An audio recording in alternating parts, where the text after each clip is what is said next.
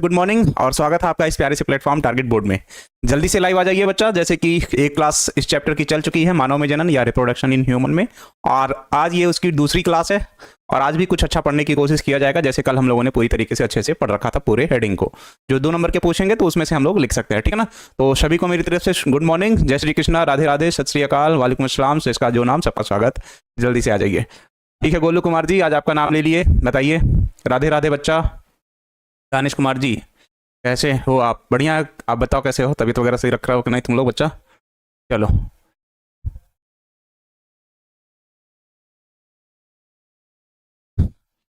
चलो, अच्छा है, थैंक यू बच्चा जो भी लिख रहा है। एमडी सलमान जी, चलिए गुड मॉर्निंग गुड मॉर्निंग, जल्दी से आ जाइए लाइव। जय श्री कृष्णा, राधे राधे। गुड्डू राज जी, आपका नाम तो ले लिए सर। पीडीएफ लिखने निकल गया, लिखना चाहिए, लिखोगे तो आदत पड़ जाएगी लिखने की मेरे हिसाब से। जिस बच्चे का जन्मदिन है भाई उसका हैप्पी बर्थडे, ढेर सारी शुभकामनाएं जन्मदिन की बच्चे को। चलिए श्री कृष्ण कुमार केसरी जी, आप भी आ गए? नहीं, ऐसा तो कुछ नहीं है बच्चा। जय हो सरस्वती मैया की। चलो चलो बच्चों, क्लास शुरू करते हैं, ठीक है ना। चलो, तो आज जो हम लोग पढ़ेंगे, आज उसमें सबसे पहले पढ़ेंगे हम लोग नर जनन अंग के बारे में। किसके बारे में? नर जनन अंग के बारे में। उसके बाद नर जनन अंग के बाद पढ़ेंगे नर जनन कोशिका के बारे में, फिर मादा जनन अंग, मादा जनन की कोशिका, फिर शुक्राणु जनन, फिर अंडाणु जनन, फिर अंडाणुओं की संरचना। कोशिश की जाएगी इतने टॉपिक अच्छे से खत्म कर लिए जाएं, ठीक। अभी तो नहीं चमक रहा होगा, चलो ठीक है। जय श्री कृष्णा, राधे राधे, सभी का प्रणाम स्वीकार है और मेरी तरफ से ढेर सारा आशीर्वाद आपके भविष्य के लिए। किसी भी सब्जेक्ट को याद नहीं किया जाता बच्चा, सब्जेक्ट को समझने की कोशिश कीजिए। हेडिंग डालो, नर जनन तंत्र की संरचना। नर जनन तंत्र। क्या लिखोगे? Male reproductive organ, male reproductive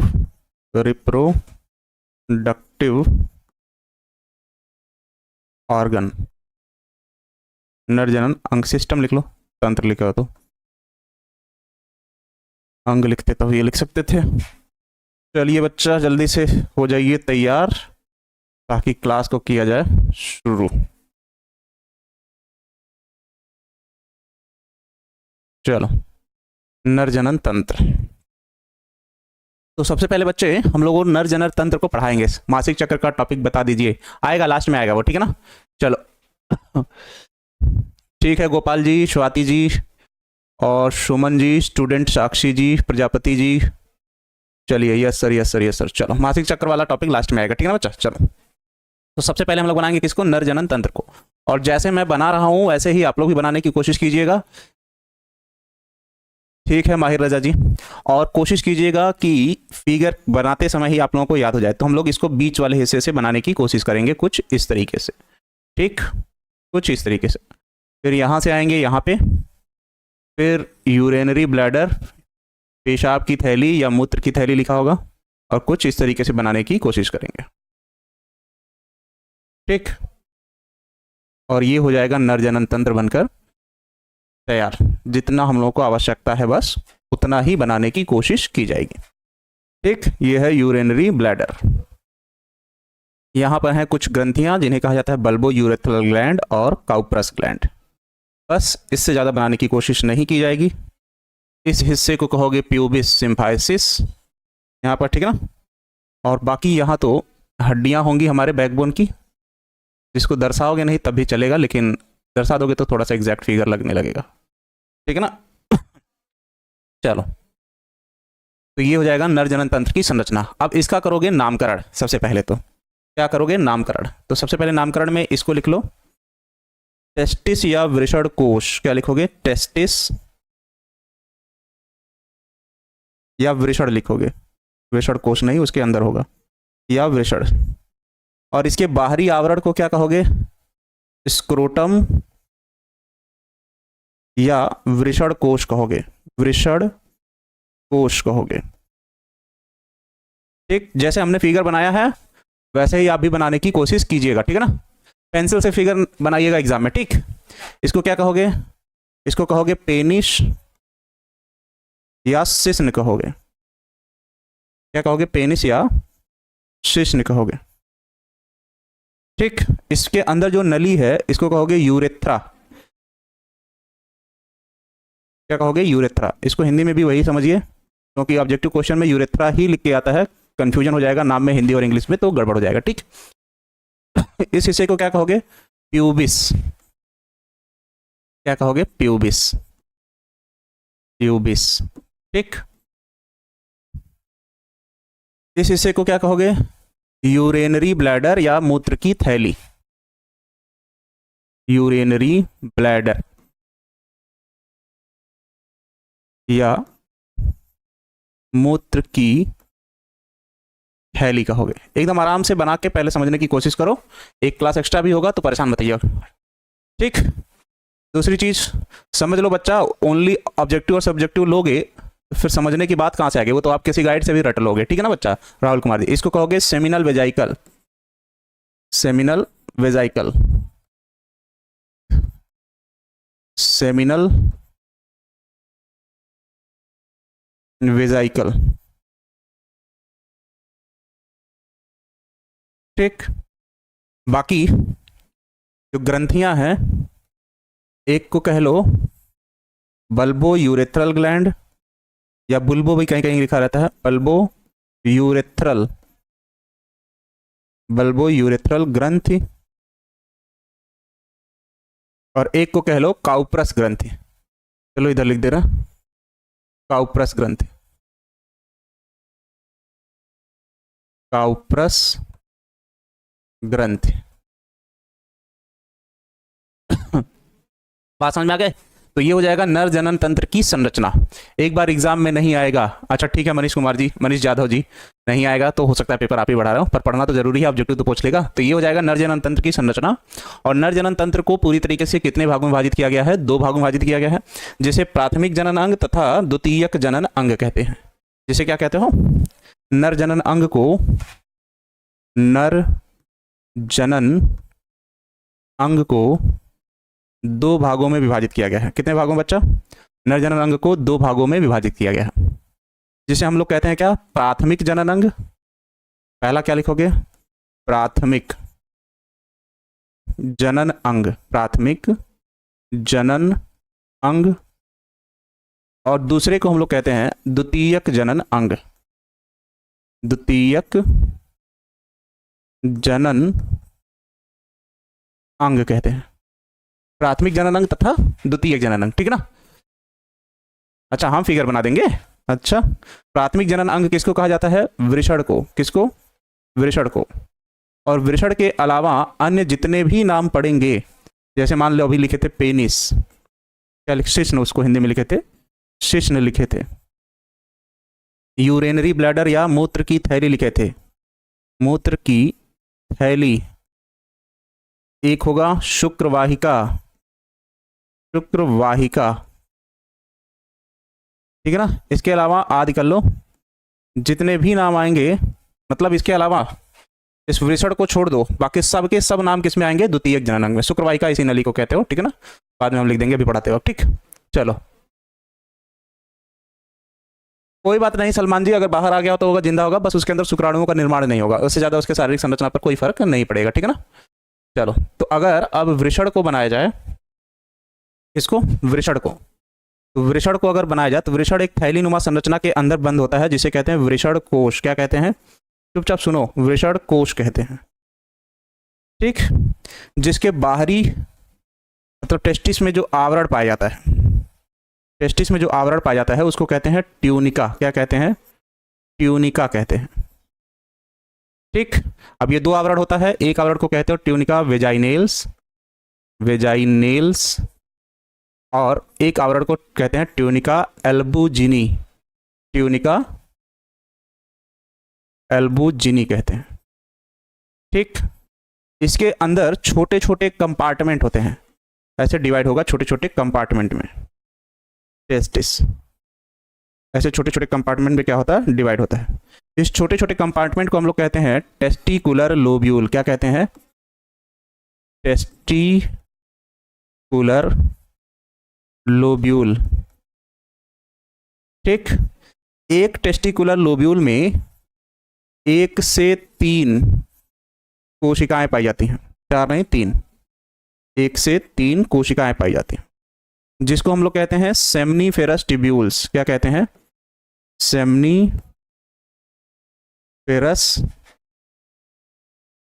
seminiferous tubule. एक टेस्टिस में टेस्टिकुलर लोब्यूल की संख्या 250 होती है। तो सेमनीफेरस अगर 3 है तो 250 से गुणा करोगे तो आएगा 750। तो अगर पूछेगा एक वृषण में सेमनीफेरस ट्यूब्यूल्स की संख्या 750, टेस्टिकुलर लोब्यूल की संख्या 250, ठीक है ना। चलिए, अब कह रहा है कि अगर इस सेमनीफेरस ट्यूब्यूल्स की तीनों कोशिकाओं को हम बाहर निकाल लें, इसको 3 कोशिकाओं को बाहर निकाल लें, तो इनके बीच में कुछ कोशिकाएं पाई जाती हैं जिनको हम लोग कहते हैं लीडिंग सेल, लीडिंग कोशिका कहते हैं, लीडिंग कोशिका कहते हैं। और यह लीडिंग कोशिका किसका स्रावण करती है? तो टेस्टोस्टेरॉन नामक हार्मोन का, जो किसमें सहायता प्रदान करता है? शुक्राणु जनन में सहायता प्रदान करता है। किसमें? शुक्राणु जनन में। तो अगर पूछे टेस्टोस्टेरॉन नामक हार्मोन कहाँ से स्रावित होता है, तो लीडिंग कोशिका से। लीडिंग कोशिका कहाँ पाई जाती है? टेस्टिस या वृषण में। इस बात का भी ध्यान रखिएगा। और किसमें हेल्प करता है? शुक्राणु जनन में। और जो सेमनीफेरस ट्यूब्यूल्स की कोशिकाएं बनाए हो बच्चा, ये 1 से 3, इनके अंदर पाई जाती हैं 2 प्रकार की कोशिकाएं, 2 प्रकार की कोशिकाएं सब में। एक कोशिका को कहते हो स्पर्मेटोगोनिया, कल बताए थे, स्पर्मेटोगोनिया। क्या कहते हो? स्पर्मेटोगोनिया। और यही स्पर्मेटोगोनिया की कोशिका क्या बनाती है? स्पर्म या शुक्राणु बनाती है, जिसको पोषण देने का कार्य दूसरी कोशिका करती है, उसमें जो होती है, जिसको कहते हैं हम लोग सेर्टोली सेल, सेर्टोली कोशिका, सेर्टोली कोशिका। चलो नीचे लिख देते हैं इसको, सेर्टोली कोशिका। ठीक, क्या कहोगे? सेर्टोली कोशिका। यह क्या करती है? शुक्राणुओं को पोषण देती है, शुक्राणु को पोषण देती है। ठीक, ये क्या करता था? शुक्राणु का निर्माण। ये क्या करता था? शुक्राणु का निर्माण करता था। किस हार्मोन के कारण होता था? तो टेस्टोस्टेरॉन। तो ये पूरी तरीके से आप पढ़ोगे, ठीक है ना। सॉरी सर लेट हो गया, कोई बात नहीं बच्चा। तो अगर कहेगा खाली वृषण के बारे में लिखने के लिए तो इतना बनाना, ठीक, और इसके बारे में फिर लिखना। और अगर पूछेगा नर जनन तंत्र की संरचना का तो इतना बनाना, इसके बारे में लिखना। और केवल पूछेगा कि नर जनन तंत्र के वृषण कोश या वृषण की संरचना का विस्तृत वर्णन कीजिए, तब इस पूरा दोनों बनाना पड़ेगा, ठीक है ना। कोई बात नहीं सर। लीडिंग कोशिका क्या है? लीडिंग कोशिका वह कोशिका है जो शुक्राणु जनन की क्रिया में बनने वाले शुक्राणु कोशिका को, शुक्राणु के बनने में एक हार्मोन को स्रावित करता है, जिसे टेस्टोस्टेरॉन कहते हैं, जिसे नर हार्मोन कहते हैं। जैसे स्त्रियों में एस्ट्रोजन हार्मोन स्रावित होता है, वैसे ही, ठीक है ना। ठीक है अभिषेक कुमार जी, थैंक यू। तो इतना समझ लोगे। सबसे पहले पूछेगा कि वृषण कहाँ पाया जाता है, तो वृषण कोश में पाया जाता है। वृषण की संख्या कितनी होती है? 2 होती है। टेस्टिकुलर लोब्यूल कितने होते हैं एक टेस्टिस में? 250। सेमनीफेरस ट्यूब्यूल्स कितने होते हैं? 750। किस कोशिका से टेस्टोस्टेरॉन नामक हार्मोन स्रावित होता है? तो लीडिंग कोशिका से। लीडिंग कोशिका कहाँ पाई जाती है? 3 सेमनीफेरस ट्यूब्यूल्स की कोशिकाओं में। ये तीनों क्या है? सेमनीफेरस ट्यूब्यूल्स की कोशिका। वह कोशिका जिससे शुक्राणुओं का निर्माण होता है उसे क्या कहते हो? स्पर्मेटोगोनिया कहते हैं। वह कोशिका जो शुक्राणुओं को पोषण देने का कार्य करता है उसे क्या कहते हैं? तो सेर्टोली सेल कहते हैं। मानव जनन तंत्र को कितने भाग में विभाजित किया हो? 2 भागों में। प्राथमिक जननांग, वृषण, बाकी सब किसमें आ जाएंगे? द्वितीयक जननांग में। टेस्टिस या वृषण को ही प्राथमिक जननांग क्यों कहते हो? क्योंकि उसमें शुक्राणुओं का निर्माण होता है। बात समझ में आई? अब सेम चीज वही क्वेश्चन है, नर जनन तंत्र की संरचना का सचित्र वर्णन कीजिए, इसके विभिन्न अवयवों का वर्णन कीजिए। सेम चीज, नर जनन तंत्र के अंतर्गत प्रमुख जनन तंत्र को वृषण कहते हैं, प्रमुख मतलब जो प्राथमिक है। इसके अलावा कई सहायक जननांग होते हैं, तो द्वितीयक जननांग को सहायक जननांग भी कहते हो। फिर वही चीज, इसकी संख्या 2 होती है, वृषण कोश में उपस्थित होता है। हमारे शरीर की तुलना में टेस्टिस का तापमान कितना होता है? कहीं कहीं लिखा होगा 2 से 2.5 डिग्री सेल्सियस कम होता है, 2.5 डिग्री सेल्सियस कम होता है। तो वृषण का तापमान शरीर के तापमान से 2 से 2.5 डिग्री सेल्सियस कम होता है। 750 जो अभी लिख रहे थे से 800 शुक्राणु नलिकाएं होती हैं, जिनमें जनन कोशिका के अलावा सेर्टोली कोशिका भी होती है। जनन कोशिकाओं के अलावा क्या होता है? सेर्टोली कोशिका भी होती है, और कई अवस्थाओं में शुक्राणुओं का निर्माण करती है, जबकि सेर्टोली कोशिका शुक्राणुओं को क्या करती है? पोषण देने का कार्य करती है। सेम चीज वही लिखा है, कुछ नया इसमें हमने अपनी तरफ से ऐड नहीं किया है, ठीक है ना बच्चा। जितना बनाया गया है उतना ही आपको क्या किया गया है? समझाया गया।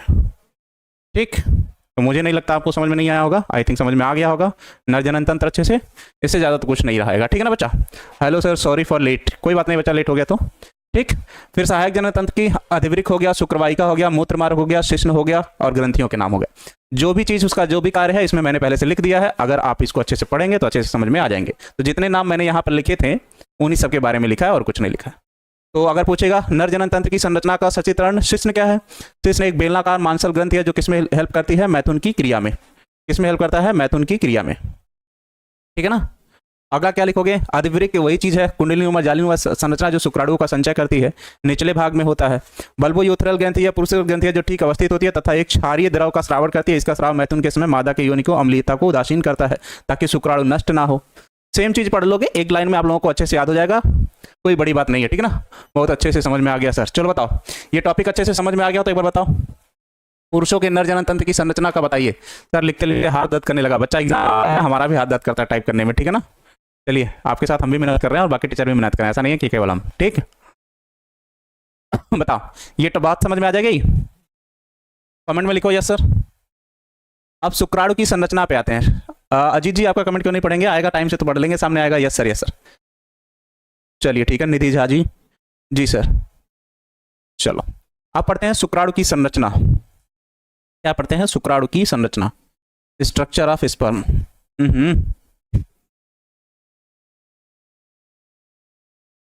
स्ट्रक्चर ऑफ स्पर्म या शुक्राणु की संरचना। शुक्राणु की संरचना, क्या पढ़ते हैं? शुक्राणु की संरचना। ठीक, स्ट्रक्चर ऑफ स्पर्म या शुक्राणु की संरचना, ये आप लोगों के 2 नंबर में पूछता है।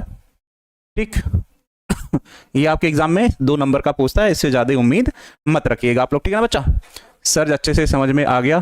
चलिए, जी सर, जी सर, जी सर, जी सर। वीडियो रुक गया था, अच्छा चलो ठीक है, सॉरी बच्चा रुक गया होगा तो एक बार देख लीजिएगा, हो सकता है आपका नेटवर्क प्रॉब्लम रहा हो। तो ये होता है कुछ इस तरीके से शुक्राणु की संरचना।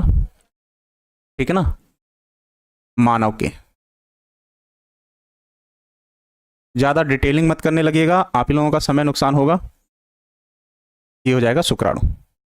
ठीक, इसके ऊपर एक टोपीनुमा संरचना पाई जाती है जिसको हम लोग कहते हैं एक्रोसोम, जिससे एक एंजाइम स्रावित होता है जिसको हम लोग कहते हैं एक्रोसिन, जो सहायता प्रदान करता है निषेचन में।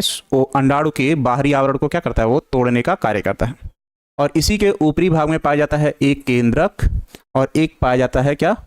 सेंट्रियोल। बाकी इन सभी हिस्सों में क्या भरा होता है? तरल पदार्थ, जिसको हम लोग कहते हैं क्या? कोशिका द्रव, क्योंकि शुक्राणु एक कोशिका ही है।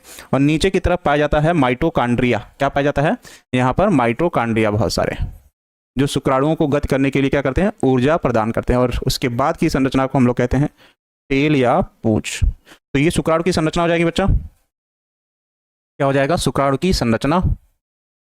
ठीक, चलो थोड़ा सा इसको ऐसे कर लिया जाए और करते हैं किनारे।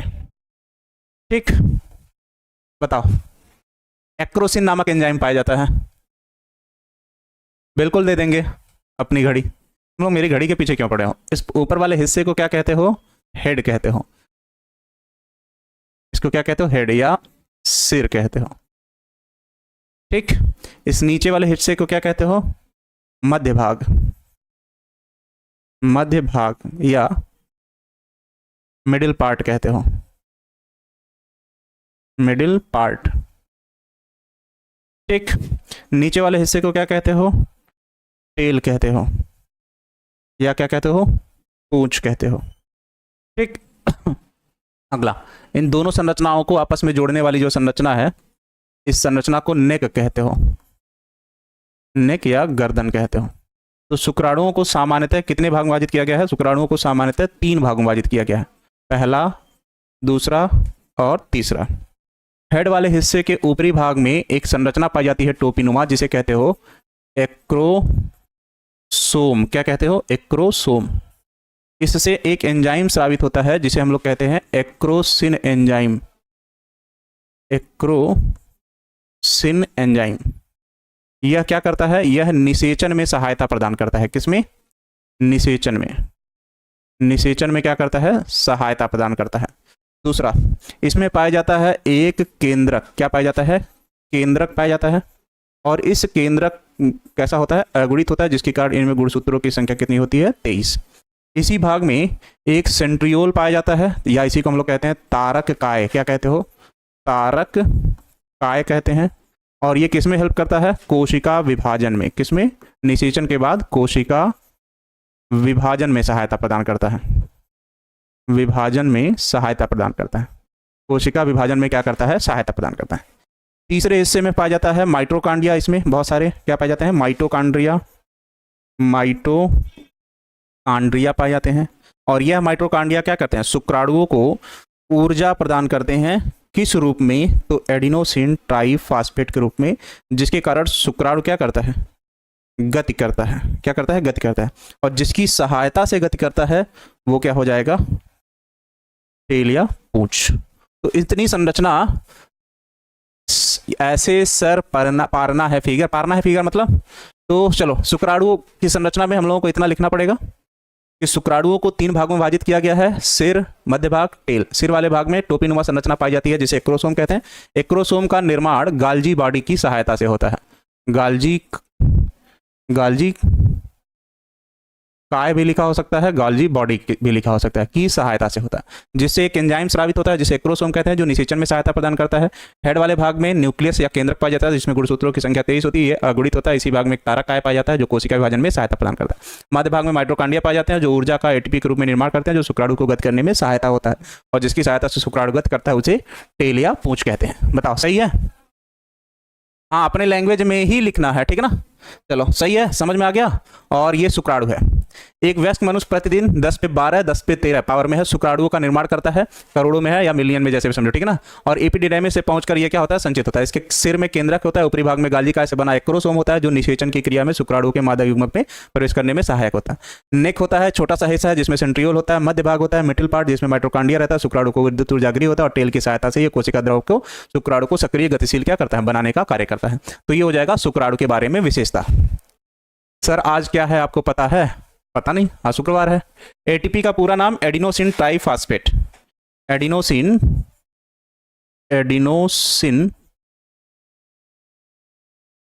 Triphosphate, adenosine triphosphate. चलो, शुक्राणु की संरचना अच्छे से पढ़ लोगे अब, मुझे नहीं लगता कोई दिक्कत होनी चाहिए।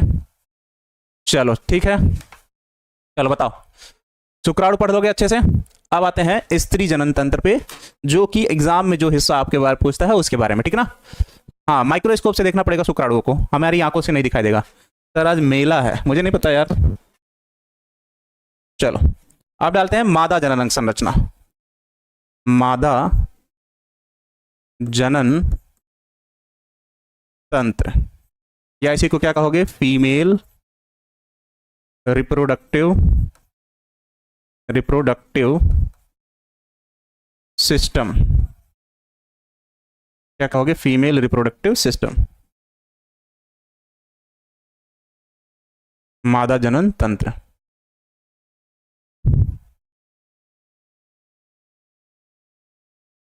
बताओ, हम ठीक है बच्चा, आप अपना बताइए। चलिए ठीक है, Shweta Patel, one shot Prince राजी। अरे अभी कुछ तो खत्म है, जाने दो उसके बाद, ठीक है ना। शुक्राणु समझ में आ गया होगा। अब आते हैं मादा जनन तंत्र पे। तो मादा जनन तंत्र को सबसे पहले हम लोग बनाएंगे कुछ इस तरीके से, ठीक है ना, समझने के लिए, ठीक। और आप लोग भी ऐसे ही बनाइएगा, ठीक।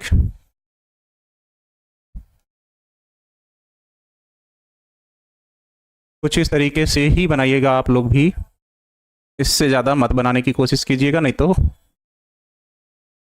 डिजाइन बनाने के चक्कर में हो जाएगी गलतियां बहुत सारी,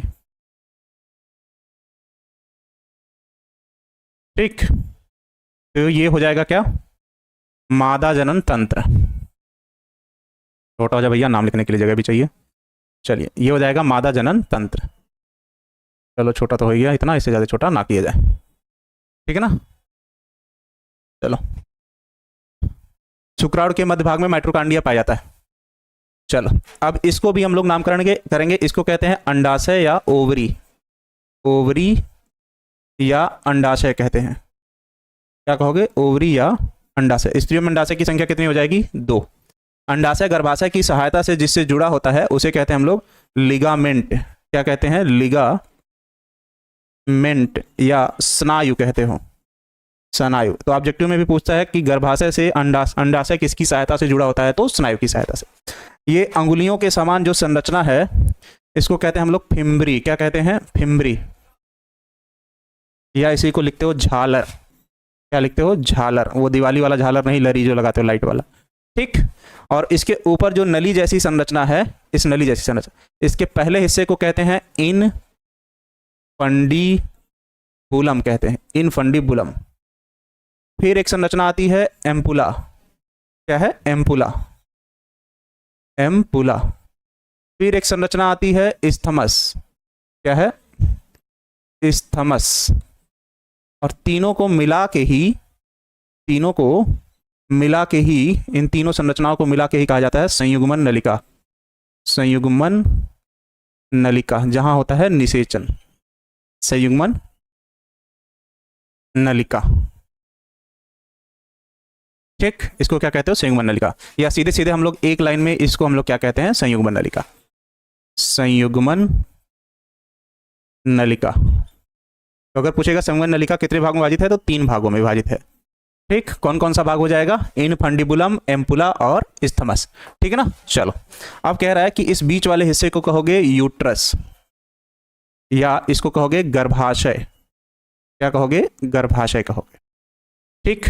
दूसरा, इसमें अंगुलियों के समान जो संरचना है इसको कहते हैं हम लोग विलाई। क्या कहते हैं? विलाई, ठीक।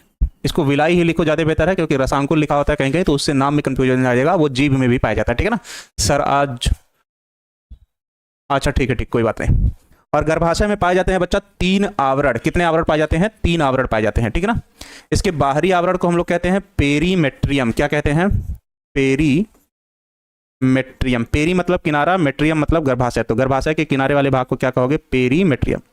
बीच वाले हिस्से को कहोगे मायोमेट्रियम। मायो मतलब मांसपेशियां, मायोमेट्रियम। और मेट्रियम मतलब गर्भाशय, तो मांसपेशियों वाले आवरण को क्या कहोगे? मायोमेट्रियम। और अंदर की तरफ जो होता है बच्चा उसको कहते हैं इंडोमेट्रियम। इंडो मतलब अंदर, इंडोमेट्रियम। तो इसे कहोगे अंतः आवरण। इसको हिंदी में लिखोगे बाह्य आवरण, मध्य आवरण, अंतः आवरण। लेकिन ऑब्जेक्टिव में पूछेगा तो ये बाह्य, अंतः, मध्य थोड़ी पूछेगा, सीधे नाम पूछेगा कि उसको कहते क्या है। तो गर्भाशय में कुल 3 आवरण, पेरीमेट्रियम, मायोमेट्रियम और इंडोमेट्रियम। और इसके बाहरी भाग को हम लोग क्या कहते हैं?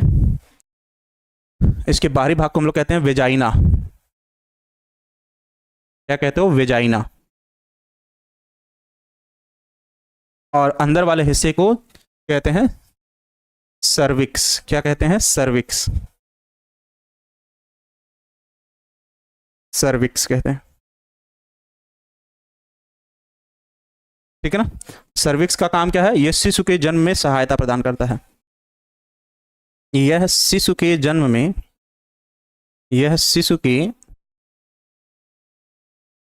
में सहायता प्रदान करता है। सहायता प्रदान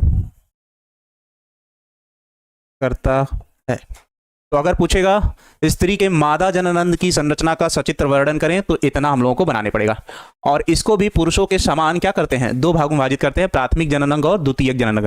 मादा जननांग की बाह्य संरचना के बारे में आज तक नहीं पूछा है। यूट्रस को ही बच्चेदानी अगर भाषा कहते हो, ठीक है ना। चलो बच्चा रंजीत कुमार जी, तो वो नहीं पूछता है। फैलोपियन ट्यूब संयुग्मन नलिका को कहते हो। चलो लिख देते हैं, फैलोपियन ट्यूब कहते हैं संयुग्मन नलिका को। और यहीं पर होता है क्या? निषेचन। क्या होता है? निषेचन। चलो कह रहा हो बच्चा तो यहीं लिख दे रहा है, यहीं पर क्या होता है? निषेचन। तो अगर पूछेगा मादा जननांग की संरचना के बारे में, तो इतना आप लोगों को बनाना पड़ेगा बच्चा, ठीक है ना। चलिए, प्राइमरी ऑर्गन ओवरी या अंडाशय होता है, तो ऐसे ही इसको भी डिवाइड करेंगे। मादा जनन अंग, क्या लिखोगे? मादा जनन अंग। तो मादा जनन अंग को भी पुरुषों को जैसे 2 भागों में विभाजित किए थे, वैसे मादा जनन अंग को भी कितने भाग में विभाजित करोगे? 2 भागों में विभाजित करोगे। इसे भी कहोगे क्या? प्राथमिक जनन अंग और द्वितीयक जनन अंग। पहले हिस्से को क्या कहोगे? प्राथमिक जनन अंग। और दूसरे हिस्से को भी हम लोग क्या कहेंगे? द्वितीयक जनन अंग। द्वितीयक जनन अंग। जैसे वहां पर हम लोगों ने प्राथमिक जनन अंग को वृषण कहा था, वैसे यहाँ पर हम लोगों को प्राथमिक जनन अंग क्या हो जाएगा, अंडाशय हो जाएगा। क्या हो जाएगा, अंडाशय या ओवरी। और इसके अलावा जितने भी नाम आप पढ़ेंगे, जैसे कि ओवरी से हम लोगों ने सबसे पहला नाम लिखा था क्या, पिम्बरी भी लिखा था, झालर जिसको कहते, ठीक है ना, झालर। इनफंडिबुलम, इनफंडिबुलम, ठीक। गर्भाशय, गर्भाशय, सर्विक्स, सर्विक्स इत्यादि, या आदि जो भी कर लो, आदि जितने भी नाम उसके अलावा पढ़े होंगे, किसके अलावा, अंडाशय के अलावा, सब चले जाएंगे किसमें, द्वितीयक जनन अंग में, ठीक है ना। चलो बच्चा, अब बनाते हैं किसको, अंडाशय की संरचना को, जो कि पूछता है अलग से भी कि स्त्रियों के अंडाशय की संरचना का सचित्र वर्णन कीजिए, ठीक है ना। हाँ, प्रैक्टिकल कॉपी से इसका क्या लेने देना, कोई बात नहीं बच्चा। अब बनाते हैं गर्भाशय को, सॉरी यूट्रस को। तो यूट्रस की, यूट्रस हम क्या बोल दे रहे हैं यार, अंडाशय को, ठीक है ना। अंडाशय को बनाते हैं इस तरीके से। अंडाशय में पाई जाती हैं कुछ कोशिकाएं, ठीक। अंडाशय में क्या पाई जाती हैं, कुछ कोशिकाएं।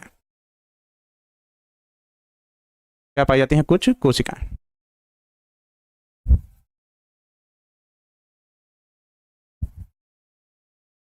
अंडाशय में होता है कुछ तरल पदार्थ, जिसको कहते हैं ओवेरियन तरल, क्योंकि ओवरी में अंडाशय में पाई जाती है। फिर अंडाशय के अंदर कुछ संरचनाएं पाई जाती हैं, जिसके अंदर सब ओवम क्या होते हैं, बनते हैं। ओवम क्या होते हैं, बनते हैं। ऐसे हम लोग बना सकते हैं, ठीक। चलिए, फिर इसमें रक्त को ले आ जाने के लिए हो जाएंगी धमनियाँ। क्या पाई जाएंगी, धमनियाँ, जो रक्त को अंडाशय में ले आती हैं। फिर यहाँ से रक्त को कोई ले जा रहा होगा, जो होगी क्या, सिरा। क्या होगा, सिरा, जो रक्त को ले जाने का क्या करती है, कार्य करती है। तो इतनी संरचनाएं होती हैं हमारे कहाँ, अंडाशय में, ठीक है ना, स्त्रियों के। चलिए, निषेचन की क्रिया फैलोपियन नलिका के किस भाग में होती है, तो निषेचन की क्रिया फैलोपियन नलिका के एम्पुलरी स्टमक जंक्शन वाले भाग में होती है, या टोटल अगर वो ऑप्शन में नहीं है तो सीधे फैलोपियन ट्यूब या सेगमेंट नलिका में होता है, ठीक है ना बच्चा। चाहत जी, हैप्पी बर्थडे आपका। अगर आज जन्मदिन है तो सबसे पहले आप जन्मदिन के अवसर पर मन लगा के पढ़ने का ठान लीजिए। इसको क्या कहोगे, इसको कहोगे धमनी। और धमनी में कैसा रक्त, शुद्ध रक्त, जिसमें ऑक्सीजन अधिक और कार्बन डाइऑक्साइड कम होता है। इसका काम क्या है, सिरा। सिरा में कैसा रक्त होता है, इसको क्या कहोगे, सिरा।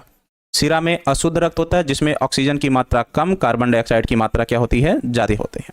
इसका काम है रक्त को ले आना, और इसका काम है रक्त को ले जाना, ठीक है ना।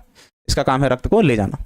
अगला, इसके अंदर पाई जाती हैं कोशिकाएं, जिसको कहते हैं ओगोनियम कहते हैं, जिसके क्या कारण क्या होगा, अंडाणु जनन की क्रिया होगी। क्या होगा, इधर इतने दूर में क्या हो रहा है, अंडाणु जनन हो रहा है, अंडाणु जनन। अभी इसको अलग से भी पढ़ना है तो परेशान मत रहिए। अंडाणु जनन की क्रिया होगी, जिसके कारण क्या बनेंगे, अंडाणु बनेंगे। क्या बनेंगे, अंडाणु बनेंगे, जिसको हम लोग क्या कहते हैं, ओवम। और ओवरी से फिर एक एलएच हार्मोन रिलीज होगा, ल्यूटिनाइजिंग हार्मोन, एलएच, या इसको हम लोग कहते हैं ल्यूटिनाइजिंग, ल्यूटिलाइजिंग हार्मोन कहते हैं, हार्मोन। स्रावित होता है कब, मेंस्ट्रुअल साइकिल के 14वें दिन, इसके मासिक धर्म के, मासिक धर्म के, जिसके कारण क्या होता है, अंडोत्सर्ग की क्रिया होगी। तो ओवरी से ओवम निकलकर कहाँ चला जाता है, फैलोपियन ट्यूब में। ये अंडाणु कहाँ आ गया, संयुग्मन नलिका में, संयुग्मन नलिका में। और इसके आने की क्रिया को क्या कहोगे, अंडोत्सर्ग कहोगे, अंडोत्सर्ग कहोगे, जिसको इंग्लिश में क्या कहते हो, ओवुलेशन। तो अगर पूछे ओवुलेशन या अंडोत्सर्ग की क्रिया में कौन सा हार्मोन सहायता प्रदान करता है, तो एलएच हार्मोन। कब रिलीज होता है, मासिक धर्म के 14वें दिन, जिसके कारण अंडाशय से अंडाणु निकलकर कहाँ चला जाता है, संयुग्मन नलिका में।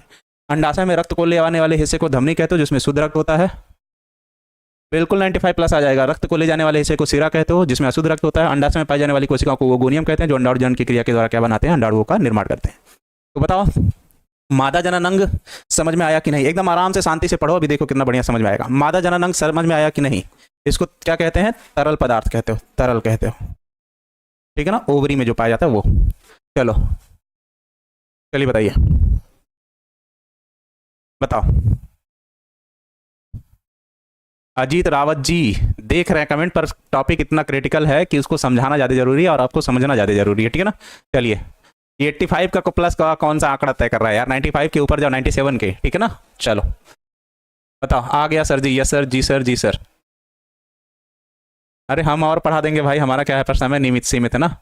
चलिए अमित कुमार जी, हैप्पी बर्थडे। बताओ, यस सर, फिर समझा दे रहे हैं। स्त्री के मादा जनन तंत्र को दो भागों में विभाजित करो, जिसे प्राथमिक जनन अंग तथा द्वितीयक जनन अंग कहते हैं। प्राथमिक जनन अंग ओवरी या अंडाशय होता है, जिसकी संख्या कितनी होती है, 2 होती है। अंडाशय गर्भाशय से लिगामेंट की सहायता से जुड़ा होता है, जिसमें अंगुलियों के समान संरचना फिम्बरी पाई जाती है, जिसे झालर कहते हैं। इसके ऊपर इनफंडिबुलम, एम्पुला और स्थमक नामक संरचनाएं पाई जाती हैं, जिन्हें संयुक्त रूप से संयुग्मन नलिका कहते हैं। यह नलिका गर्भाशय में जाके खुलती है और गर्भाशय नीचे की तरफ आता है, जो सर्विक्स और वेजाइना की सहायता से बाहर की तरफ खुलता है। जो सर्विक्स होता है शिशु के जन्म में सहायता प्रदान करता है, और अंडाशय के अंदर अंडाणु जनन की क्रिया होती है। अंडाशय को प्राथमिक जनन अंग कहते हो, इसकी संख्या 2 होती है, जिसमें वो गोनियम की कोशिकाएं पाई जाती हैं, जो अंडाणु जनन की क्रिया के द्वारा अंडाणुओं का निर्माण करती हैं, जो मासिक धर्म के 14वें दिन ल्यूटिनाइजिंग हार्मोन स्रावित होने के कारण अंडाशय से निकलकर संयुग्मन नलिका में जाती है, और इस क्रिया को अंडोत्सर्ग कहते हो। चलो बताओ, समझ में आ गया? कोई बात नहीं, पढ़ोगे तो बार बार याद रह जाएगा। बताओ, याद रह जाएगा? हाँ, ये 5 नंबर का क्वेश्चन है बच्चा, तानिशा कुमारी जी। चलिए, जीव विज्ञान पढ़ने में समझ में आ रहा है कि नहीं? मानव अंडाणु की नामांकित चित्र। चलो इसके बाद बनाते हैं अंडाणु की संरचना। अंडाणु की संरचना, सबसे पहले कमेंट में बताओ, जीव विज्ञान समझ में आ रहा है कि नहीं? अंडाणु, ईमानदारी से जवाब देना कि संरचना, अंडाणु की संरचना, एकदम ईमानदारी से जवाब देना। और लग रहा है कि नहीं कि अच्छे से पढ़ाया जा रहा है? ऐसे जल्दी जल्दी में कोटा नहीं पूरा किया जाएगा कि चलो अपना पढ़ा लिखा के खत्म, कि कितना नंबर आया कितना नहीं आया। यस सर, यस सर जी सर। सर आज नहान है, चलो ठीक है, यस सर, थैंक यू बच्चा। अगर आप लोगों को समझ में आ रहा है तो बहुत बहुत शुक्रिया, मजा आ रहा है। चलो यस सर, यस सर, इतना बढ़िया से अच्छे से पढ़ो ताकि आपके भविष्य में भी काम आ जाए। बोर्ड एग्जाम में तो एकदम ऐसा लिख दो कि एग्जामिनर को आपको मजबूर हो जाना पड़े नंबर देने के लिए, ठीक है ना। राधे राधे, ठीक। जियो जी, सत सत प्रणाम। चलिए ठीक, आपको पूरा खत्म होने के बाद क्रैश कोर्स के 4, कम से कम मिनिमम 4 सेट करवाएंगे, प्रैक्टिस सेट बना के पेपर, जैसे बोर्ड एग्जाम का होता है, और उससे बाहर कुछ नहीं आएगा, ये पहले बता दे रहे। चलिए चलिए, ऐसे ही आप पढ़ाते रहिएगा अच्छे से। सर सर जीव विज्ञान समझ में आ रहा है, फिगर की प्रैक्टिस करनी है। हाँ, प्रैक्टिस करनी पड़ेगी सर, आप अच्छा पढ़ाते हैं, समझ में आ रहा है। चलिए चाहा जी, थैंक यू। लाइनर, अच्छा 1 लाइनर वो लास्ट में मिलेगा आपको, रिवाइज जब कराएंगे तब, कम से कम 5 चैप्टर हो जाए उसके बाद रिवीजन स्टार्ट करेंगे, ठीक। चलो चलो, क्या हो गया target board 12th Ranjit Kumar ji? थोड़ा बहुत आप भी मेहनत कीजिए साथ में, आपको भी समझ में आने लगेगा। अब बनाते हैं अंडाणु की संरचना या ओवम की संरचना बच्चा, ठीक है ना। चलिए बनाते हैं किसको? ओवम की संरचना को। बनाते हैं ओवम की संरचना को। चलो सबसे पहले बनाते हैं अब ओवम की संरचना। तो ओवम की संरचना बनाने के लिए आप लोग सबसे पहले ऐसे छोटे छोटे पार्ट में इसको डिवाइड कर लीजिएगा, ताकि आपको बनाने में भी आसानी हो जाए, ठीक। ज़्यादा मेहनत नहीं करना पड़ेगा तब। और इसी को ऊपर की तरफ एक बार छोटा और एक बार बड़ा, ऐसे क्या करिएगा, मिला दीजिएगा, ठीक। इतना तो कर ही लोगे आप लोग, इतना तो कर ही लोगे, ठीक। इसके अंदर बनाना है एक आवरण, जिसको हम लोग कहते हैं जोन पेलुसिडा। क्या कहते हैं? Zone pellucida. इसके अंदर ये आवरण है, ठीक है बच्चा। इसमें होगा एक तरल पदार्थ, इसमें क्या होगा? एक तरल पदार्थ, जिसके अंदर होगा क्या? एक केंद्रक, और एक होगा क्या? सेंट्रियोल। और इसके चारों तरफ पाई जाएंगी बहुत सारी कोशिकाएं। इसके चारों तरफ क्या होंगी? बहुत सारी कोशिकाएं, जिन्हें हम लोग कहते हैं ग्रेनुलोसा सेल, जो ओवम को नरिशमेंट प्रोवाइड कराती है। ये हो जाएगा अंडाणु की संरचना, ठीक। ये हो जाएगा अंडाणु की संरचना। अंडाणु का पोषक तत्व, अंडाणुओं को पोषक सर्टोली सेल देता है, ये आप लोगों को पहले बता चुके हैं। तो इसके बाहरी आवरण को बच्चा हम लोग कहते हैं कोरोना रेडिएटा। क्या कहते हैं? Corona radiata. कोरोना नाम कहाँ से आया है? तो सूर्य के बाहरी परत को कोरोना कहते हो, ठीक है ना। अंदर वाले आवरण को हम लोग कहते हैं, इस ग्रीन कलर के आवरण को, जोन पेलुसिडा। क्या कहते हैं? Zone pellucida. पेलुसिडा। इसी जोन पेलुसिडा को एक्रोसोम एक्रोसिन एंजाइम की सहायता से क्या करता है, तोड़ने का कार्य करता है। इसके अंदर एक तरल पदार्थ है जिसको कहेंगे हम लोग साइटोप्लाज्म। क्या कहेंगे, कोशिका द्रव्य, कोशिका द्रव्य कहेंगे। ठीक, इसके चारों तरफ जो कोशिकाएं हैं उन्हें हम लोग कहेंगे क्या, ग्रेनुलोसा सेल। क्या कहेंगे, ग्रेनुलोसा, ग्रेनुलोसा कोशिका। क्या कहेंगे, ग्रेनुलोसा कोशिका कहेंगे। ठीक, इसके अंदर एक केंद्रक होगा जो अगुणित होगा और उसमें गुणसूत्रों की संख्या 23 होगी। केंद्रक जो कैसा है, अगुणित, और इसमें गुणसूत्रों की संख्या 23। इसके अंदर होगा तारक काय जो निषेचन में कोशिका विभाजन में क्या करेगा, सहायता प्रदान करेगा। ठीक है ना बच्चा। चलो, लिपिड प्रोटीन उसको लाइपो प्रोटीन कहते हो, यहीं लिख दे रहे हैं। चलो, लाइपो प्रोटीन, और ये दो शब्दों से मिलकर बना है। पहले शब्द को कहते हो लाइपो, का मतलब है लिपिड, और लिपिड इंग्लिश वर्ड है जिसको कहा जाता है वसा। और दूसरा शब्द है प्रोटीन, तो प्रोटीन ही है। तो लिपिड और प्रोटीन आपस में मिलकर क्या बनाते हैं, लाइपोप्रोटीन। तो अगर पूछेगा अंडाणु की संरचना का सचित्र वर्णन करो, तो इतना वाला हिस्सा क्या होगा, बनाना पड़ेगा। और जोन पेलुसिडा का क्या काम है, जोन पेलुसिडा ही शुक्राणु के, इसके शुक्राणु के एक्रोसोम, एक्रोसोम द्वारा तोड़ा जाता है, तोड़ा जाता है, जिसमें एक्रोसिन, एक्रोसिन एंजाइम, जिसमें एक्रोसिन एंजाइम सहायता प्रदान करता है, सहायता प्रदान करता है। इस बात का भी विशेष ध्यान रखिएगा। ठीक है,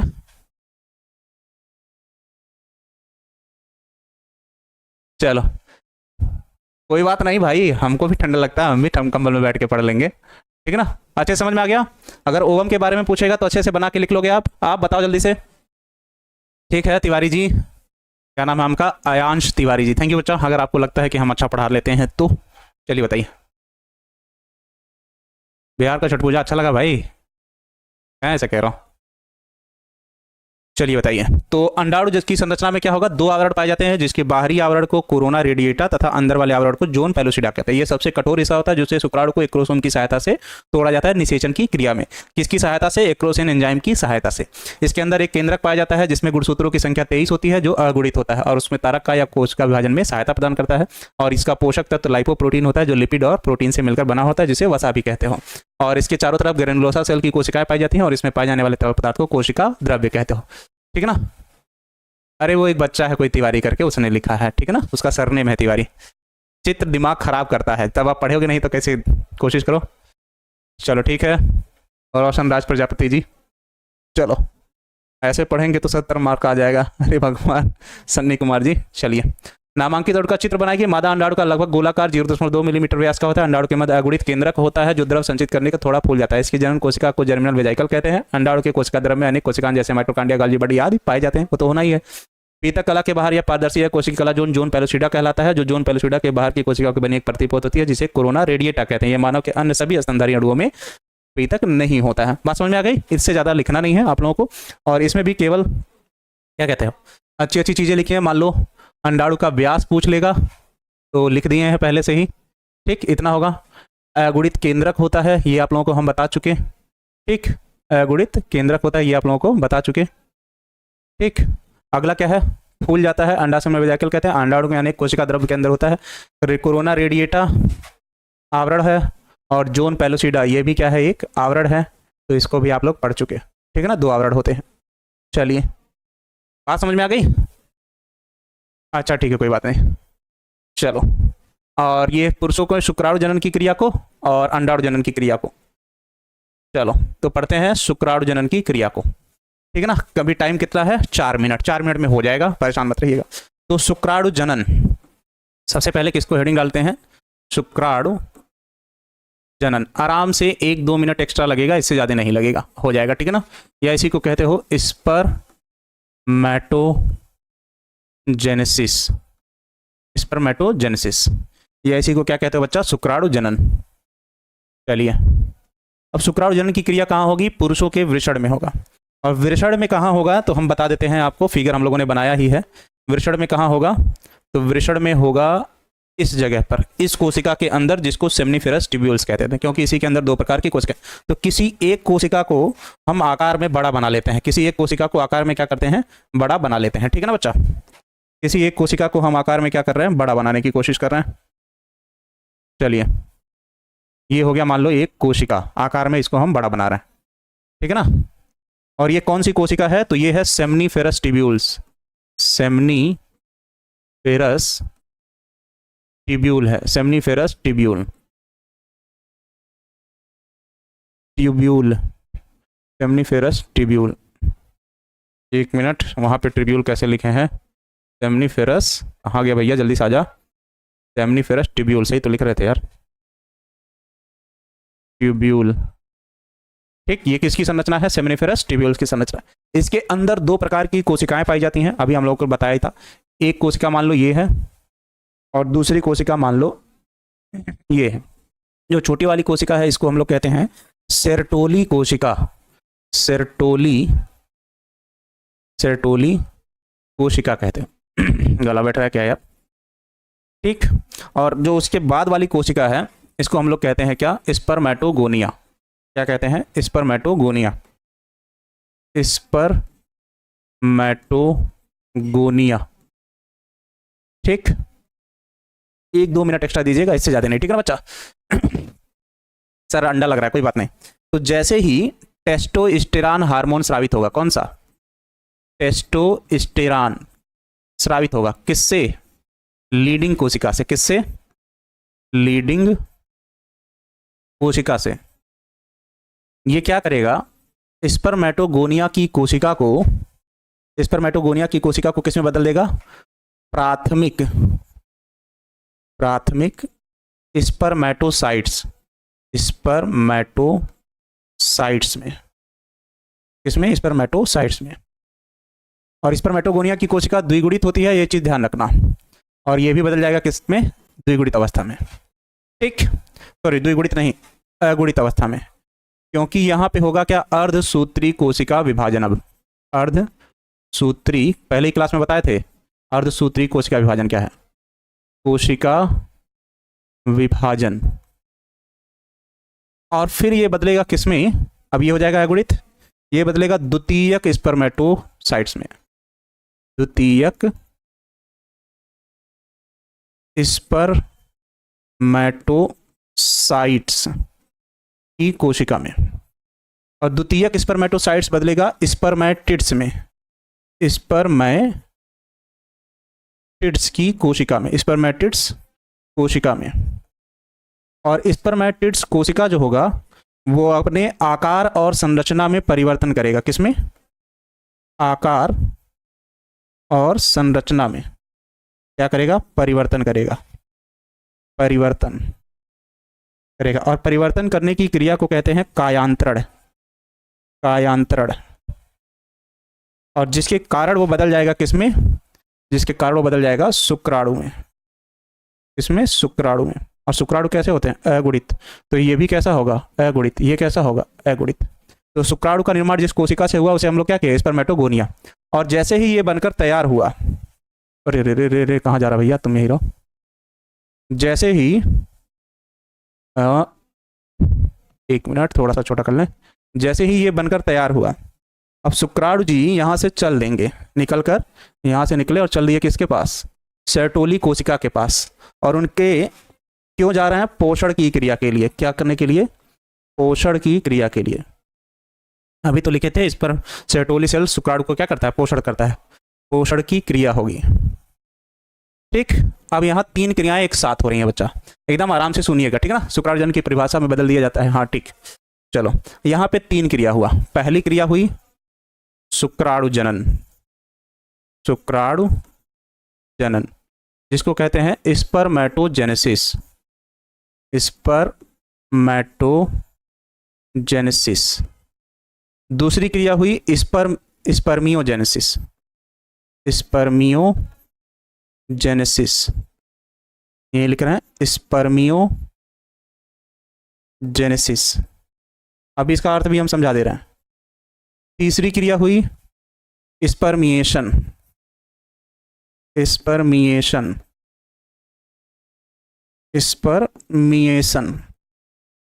क्या हुआ? स्पर्मिएशन। अब तीनों हम आपको पहले तो समझा दे रहे हैं, ठीक है ना। आज कार्तिक पूर्णिमा है, सादर प्रणाम। चलो अब तीनों वर्ड का मतलब समझा दे रहे हैं। तो पहला, जब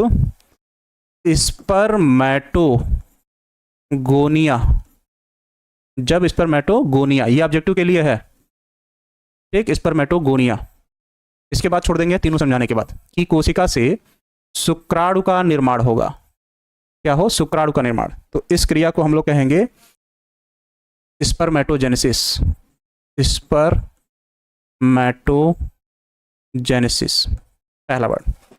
दूसरा, जब स्पर्मेटिड्स अपने आकार और संरचना में परिवर्तन करके बदलेगा किसमें? शुक्राणु में। तो इसके बदलने की क्रिया को कहोगे स्पर्मियोजेनेसिस।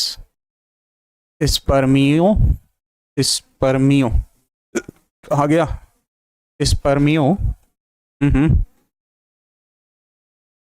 स्पर्मियोजेनेसिस। क्या कहोगे? स्पर्मियोजेनेसिस। और अगर कहेगा तीसरा, जो शुक्राणु है वो पोषण और ऊर्जा के लिए गया कहां पर? सेर्टोली कोशिका के पास। सेर्टोली कोशिका के पास। तो इसके जाने की क्रिया को क्या कहोगे? स्पर्मिएशन कहोगे। स्पर्मिएशन कहोगे। क्या कहोगे? स्पर्मिएशन। ठीक है ना, यही सेम चीज स्पर्मिएशन कहोगे। ठीक है ना। इसमें किसके लिए जा रहा है? इसमें जा रहा है पोषण के लिए। ठीक, इसमें क्या कर रहा है? आकार और संरचना में परिवर्तन। आकार और संरचना में परिवर्तन। तो ये तीन टॉपिक भी आप लोग अच्छे से क्लियर रखिएगा। और यहीं पर आज की क्लास करते हैं एंड, और कल मिलेंगे इसी टाइम पे, ठीक है ना। हाँ, फिर समझा देंगे, कोई बात नहीं। चलो एक बार बोल ही देते हैं। लिखोगे क्या? शुक्राणु जनन की क्रिया पुरुषों के वृषण वाले भाग में होती है और वृषण के सेमनीफेरस ट्यूब्यूल्स की कोशिका में होती है। इस कोशिका में पाए जाने वाली कोशिकाओं को स्पर्मेटोगोनिया कहते हैं, जो टेस्टोस्टेरोन हार्मोन के स्रावण के कारण प्राथमिक स्पर्मेटोसाइट्स में परिवर्तित हो जाता है। यह लीडिंग कोशिका से स्रावित होता है, जिसमें अर्धसूत्री कोशिका विभाजन पर द्वितीयक स्पर्मेटोसाइट्स का निर्माण होता है, जो स्पर्मेटिड्स की कोशिका में परिवर्तित हो जाता है। यह अपने आकार और संरचना में परिवर्तन करके कायांतरण की क्रिया द्वारा शुक्राणु में परिवर्तित हो जाता है। और शुक्राणु के बनने की क्रिया को क्या कहते हो? शुक्राणु जनन या स्पर्मेटोजेनेसिस कहते हो। और जब यह स्पर्मेटिड्स से शुक्राणु में बदलता है तो इसके बदलने की क्रिया को स्पर्मियोजेनेसिस कहते हो। और जब यह शुक्राणु पोषण और ऊर्जा के लिए सेर्टोली सेल की तरफ जाता है तो इस क्रिया को स्पर्मिएशन कहते हो। ये इतना लिखेगा। आर कॉन्सेप्ट क्लास में याद हो गया सर? चलिए, पी तक मतलब बाय आवरण, ठीक है ना। चलो क्लास कैसी लगी? सबसे पहले आप लोग ये लिखिए, क्लास कैसी लगी आज? सबसे पहले ये लिखिए, उसके बाद हम छोड़ते हैं। बताओ, परिभाषा मिल जाएगी आपको? परिभाषा आपको मिल जाएगी, ऐसा थोड़ी छोड़ देंगे। परिभाषा में आपको जितना लिखना है सेम इतना ही लिखना है। पुरुषों में शुक्राणु जनन की क्रिया, पुरुषों में अर्धसूत्री विभाजन शुक्राणु बनने की प्रक्रिया शुक्राणु जनन कहलाती है, जो वृषण के शुक्राणु जनन नलिका में होती है। शुक्राणु जनन गुणन प्रावस्था में जनन उपकला की कोशिकाओं से बार बार समसूत्री विभाजन द्वारा शुक्राणु जनन की कोशिकाएं स्पर्मेटोगोनिया बनाती हैं। वृद्धि अवस्था में शुक्राणु जनन कोशिकाएं पोषक पदार्थ को इकट्ठा करके प्राइमरी स्पर्मेटोसाइट्स बनाती हैं। प्राथमिक शुक्राणु जो लिखते हैं हिंदी में, जो परिपक्व अवस्था में अर्धसूत्री विभाजन द्वारा गुणित प्राक शुक्राणु या स्पर्मेटिड्स का निर्माण करती हैं, जो प्राकृतिक अवस्था में परिपक्व शुक्राणु में परिवर्तित हो जाती हैं। इस क्रिया को स्पर्मियोजेनेसिस कहते हो। सेम चीज लिखा हुआ है, सारी चीजें, ऐसा नहीं है नहीं लिखा है, ठीक है ना बच्चा? सब लिखा हुआ है।